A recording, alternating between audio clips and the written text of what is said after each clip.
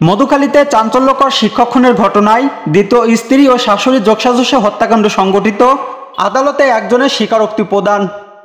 ফরিদপুরের মধুখালীতে মাদ্রাসা শিক্ষক শেখ আল কালাম আজাদ হত্যাকাণ্ডে দ্বিতীয় স্ত্রী, শাশুড়ি ও এক সহযোগীকে গ্রেফতার করেছে পুলিশ। এ ঘটনায় থানায় হত্যা মামলা দায়ের করা হয়েছে। পুলিশ জানায়, এই ঘটনা তদন্তের জন্য নিহত দ্বিতীয় স্ত্রী মানিরা মাকসুরা 30, শাশুড়ি রাফেজা 55 ও রাসেল শেখ 29কে জিজ্ঞাসাবাদের জন্য আটক করে। পরে রাসেলের দেওয়া তথ্যে 29 এপ্রিল সকালে জাহাপুর ইউনিয়নের কাঠুরাকান্দি গ্রামের ভুট্টাক্ষেত থেকে কামাল আজাদের মরদেহ উদ্ধার করা হয়। 30 এপ্রিল গ্রেপ্তার 3 আসামিকে ফরিদপুর আদালতে পাঠানো হয়। রাসেল শেখ হত্যাকাণ্ডে সরাসরি জড়িত থাকার কথা স্বীকার করে আদালতে জবানবন্দি দিয়েছেন।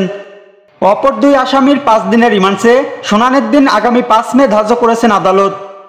এ বিষয়ে মধুখালী থানার ওসি এস এম নুরুজ্জামান জানান, নিহতের দ্বিতীয় স্ত্রী ও শাশুড়ির যোগসাজশে হত্যাকাণ্ড সংঘটিত হয়েছে বলে আসামি রাসেল তার জবানবন্দিতে উল্লেখ করেছেন। নিহত কালাম আজাদ চরবামন্দি ইয়াসিন আলী দাখিল মাদ্রাসার শিক্ষক এবং উপজেলা কৃষক দলের সদস্য সচিব শেখ তানভীর আহমেদের পিতা। তিনি গত 27 এপ্রিল সন্ধ্যায় নিখোঁজ হন। পরদিন তার ছেলে থানায় সাধারণ ডায়েরি করেন, জিডি নং 1309।